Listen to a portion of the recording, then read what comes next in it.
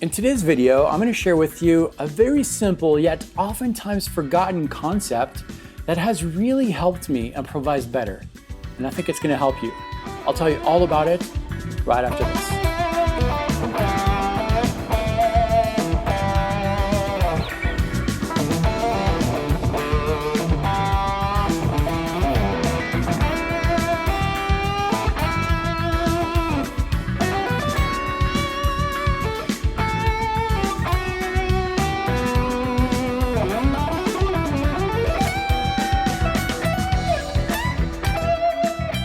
Hey, this is David. Welcome to this channel, which is all about helping you develop your musical personality on the instrument so that you can tell a better musical story. And today, I'm going to share with you a life-changing tip that really helped me embrace improvisation and avoid the freakout. And the freakout is something that, it's not the proper name, but that's how it feels. You're playing a solo, you feel good, you have a few licks, and at some point in the solo, you realize that you're playing a solo.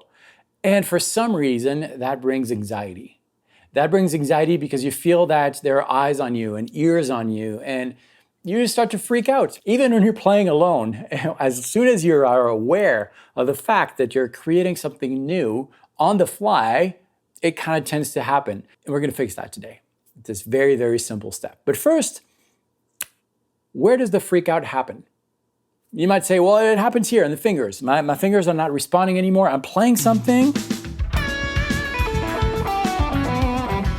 And then at some point, flush it down the toilet, right?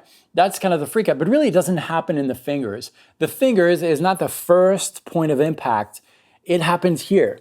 Because music is a language, right? And just like a language, you have the thoughts that are first felt in your mind, right?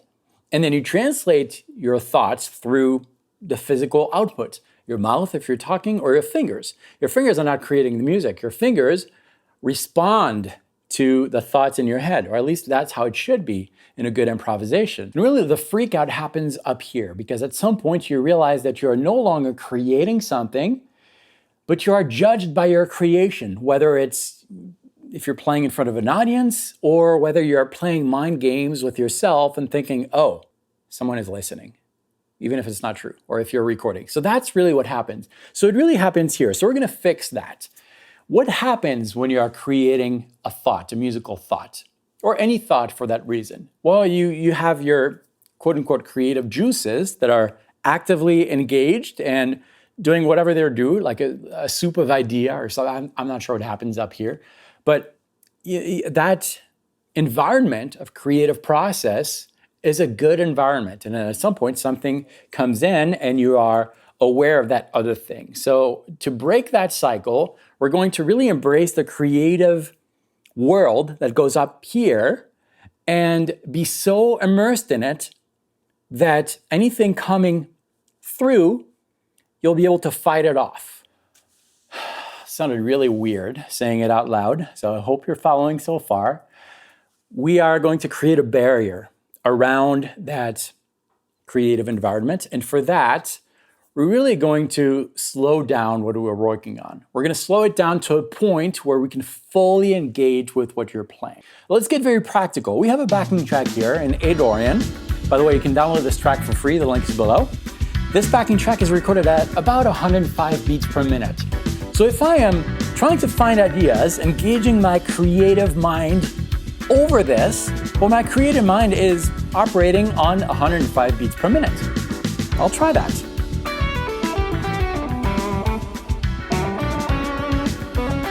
I'll develop that idea.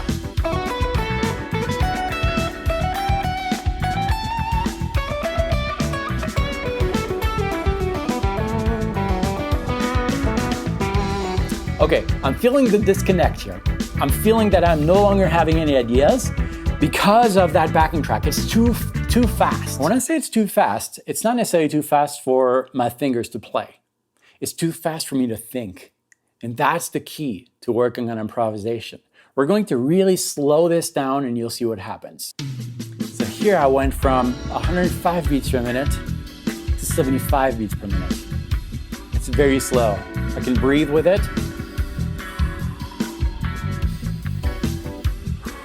And as I'm doing this, I am aware of everything going on in my breath and my body. Why am I talking about breathing here? Well, it's just a gauging thing to see if this is slow enough for you to work on. If I can do one thing, breathing for example, while being aware of everything else going on, anticipating the next breath, that's the good speed. I'm really aware of my muscles moving. Now we're going to apply that with the creative mind and then through the fingers. I know that I can play at that speed. We're gonna start up here. So it's gonna start with putting the guitar down. You know it, you've seen the channel before. And I'm going to start to engage my creative mind. I like to think in terms of images. So maybe I'll think about three ascending notes and then one descending. Da, da, da, da. That'll be the idea I'm going to operate on. Bear with me or we'll grab the guitar in a second. Da, da, da, da. Okay, I'm going to try that from a different note. Ba, ba, ba, bum, ba, ba, ba, bum, da, da, da, da, ma, na, na, na. I know where those notes are going to fall into tempo. I have the movement going on. It's all here. Now I'm going to take some liberties, some creative moments with that da, da, da, da, those steps. So you climb 2 steps, bam, ba, or 3, ba, and then go back down. So ba, ba, ba, bam. We'll create something a little new using that idea, maybe with a beat. So instead of being very, locked on, be a little different. So we'll try that. Da da da da, ba ba ba ba ba ba ba ba, da da ba, da ba ba ba, da. I know it doesn't sound great when I sing, but really the point is to be aware of everything going on. My creative mind is engaged, and because it's so slow, if I have a thought coming that, oh no, there are 3 cameras, for example, or oh my gosh, people are going to see this video, people are going to hear me sing, or whatever, I can fight that off because it's so slow. I can dedicate part of my mind towards that creative thing while allocating a little part of my mind to fight off this thought that is coming to hinder my creative process. Are you following? And that's really what we're going to work on. Allocating a large amount of your mind towards the creative process, playing, improvising, telling your story on the fly, while reserving a little bit of that mental process to fight off anything that comes to hinder that. Really embracing that ecosystem of creativity. We'll grab our guitar. At the same tempo, I'm going to improvise over this, trying to really focus on the creative process with another simple idea maybe, and then explore. And when the thought comes, because it will come, that, oh, there are people watching me, I'm going to fight it off and be in the moment. I'll tell you when it happens. Hey, this is David. I'm editing the video right now and realized that I told you a second ago that I would tell you what would happen when that freak out would occur, right? It always occurs, like a thought that takes you away from the creative process. Well, I realized just after saying that me telling you that I would walk you through what I'm thinking is a freak out in itself. It's a disturbing thing to the creative process. So I decided to just record this, and when a disturbing thought happened, I would comment on it after, which is now. And the thought always comes. So anyways, I'm gonna comment on what I played here and hopefully you'll understand. So I started with a simple idea, that one. Started developing that until right there. See that face? That's the face of a freak out. I know that because I know myself. Right there, what I was thinking is, there are 3 cameras around and I want to do this in one take, and any little fragment of a thought that is not the creative thing can disturb the process. And that was happening right there. But because the speed was so slow, I was able to recognize that thought and quickly chase it away. And then I started trying to search for a different idea to develop. And I'm doing this right here by relying on automatic automatic fingerings and licks and things like that, and I'm doing it right there. It's something I do quite often until I found a new idea to develop that one right there. So I started developing that one until right there. That's very uncomfortable. I could tell because it's a slow speed.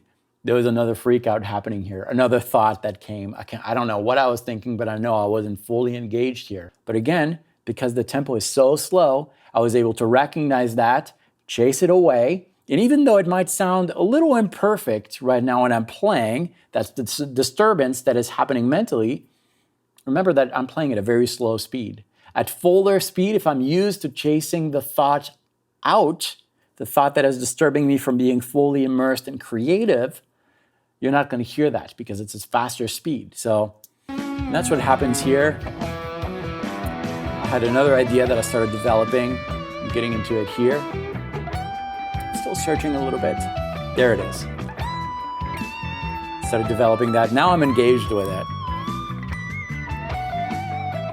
And so that's how it works. It's a simple concept. As a matter of fact, you might think it's so simple that I'm not going to bother trying this. You're going to miss out. I promise you.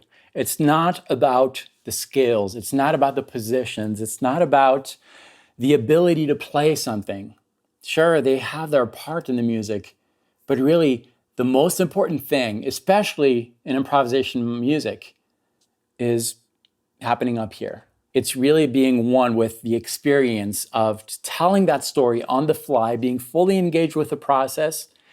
And the best way to do that is really slow things down and be aware of all these different steps and be aware that the thought will come to try to derail you from that creative process. And when it comes, you can fight it off because you practiced that allocation of your mind to fight that thing off. Did you follow this? Of course, working on this requires some simple ideas that you can develop. And I have one right here. This uses the simple minor pentatonic scale we all love and use in a different way. Check out this video. I'll meet you right there. Thanks for watching this. I hope I didn't scare you too much with these thoughts. I'll see you right there. Thanks for watching. Practice well.